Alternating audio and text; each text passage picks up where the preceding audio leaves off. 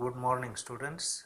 Today we are going to discuss the type of the paper chromatography, that is paper chromatography. In this paper chromatography, there are three directions. One is ascending, descending and circular paper chromatography. So today we are going to discuss the ascending paper chromatography. So in the last period we have discussed this paper chromatography is liquid chromatography. The stationary phase is a paper or cellulose, then the mobile phase is any organic liquid. So today we are going to discuss how this paper chromatography technique has been performed. So for that experiment we should have the following things. One is Whatman filter paper number 1, the rectangular in shape, near about 7 to 8 meters centimeter in length and 2 to 3 centimeter in breadth. So you cut the paper as like this one, then at any one of this edge from the bottom you should take a pencil line about 1 to 2 centimeter, which is called as reference line. This is a reference lines because we are going to spot the sample or standard mixture on this reference line. Okay. Then the second thing, chromatographic jar, a made up of glass. It is also in rectangular shape. Means first is Whatman filter paper number 1, rectangular in size, chromatographic jar, then a glass rod, then a sting to attach the paper and glass rod and to move it in upward direction, then syringe or micropipette to apply the sample spot, and a lid which will be covered on this chromatographic jar. So after taking this filter paper and making the reference line, the second thing is that how to prepare the sample solution. You take the mixture which is to be analyzed and dissolve slowly in organic solvent like butanol, propanol, ethanol, means lower alcohols, phenols. Do not use the water because water will require more time to dry it. So you take 1 or 2 milligram powder and mix it and make it paste.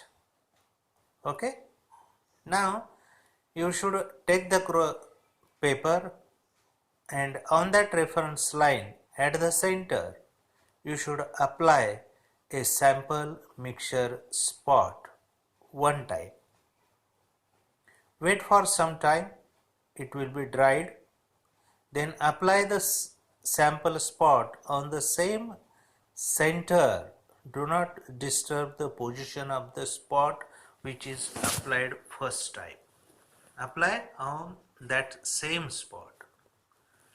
Then for third time again you apply this one and you prepare the first this chromatographic paper. Okay.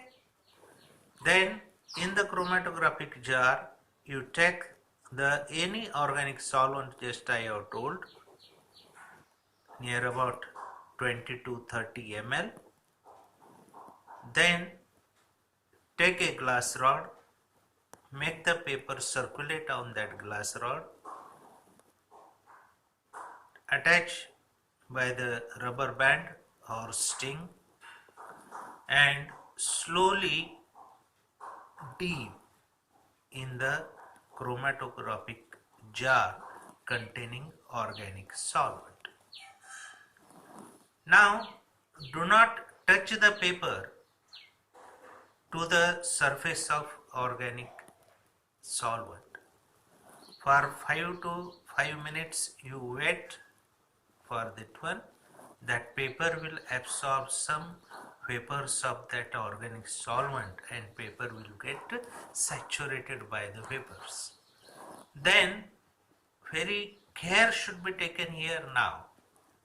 Slowly rotate the paper along with the glass rod to touch only the surface of organic liquid. This is the important technique. Do not dip the paper into the solvent. Only touch the bottom edge to the surface of solvent. That is the key importance of this paper chromatography. When the surface of this paper will touches to the surface of the organic solvent, as the paper is containing cellulose pores, it will be, what will happen? You should observe slowly the solvent rises in upward direction. Slowly it rises in upward direction and comes in contact with the sample spot applied at the center of the reference line. When it interacts sample spot and the organic solvent, what will happen? The solvent will goes again upward and upward, forming the different zones. For example, in figure I have given A and B zones, and up to 10 to 15 minutes you observe carefully, the solvent does not flow in upward direction. Means each solvent has the capacity to flow, to run at fixed distance. Then what will you observe? The solvent front, that is the solvent does not flow. You should mark by a pencil on that front, that is called solvent front. That solvent does not flow in again in upward direction. Okay, that is the first technique. Now take the chromatographic paper outside the jar. If the colored sample is there, you observe the different colors by naked eyes and make the marking by a pencil. A, B, C, how many zones are there? Suppose if the colorless constituents are there, then in the last period I have told that use the different spraying reagents. By a spray bottle, you should spray on that filter paper. The sample spot will interact and form the colored zones or bands, and you should mark by a pencil.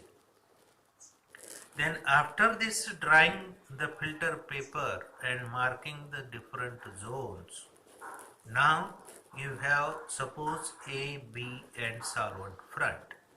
First you determine the distance from the reference line to the solvent front. Suppose it is 7 centimeter. Then the difference between the sample spot A and the reference line is suppose 4 and B is 6. That is, then how to calculate the RF value? RF value for A constituent is equal to 4 upon 7, and for the B 6 upon 7 multiply by 100, it will give the whole digit figure. And you compare these RF values to the standard values, and you should know which constituents are present in the given sample. That is called as ascending paper chromatography. Tomorrow we are going to discuss the descending and circular paper chromatography. I will give the figure on your WhatsApp group. You observe that figure and compare the discussion which is done now.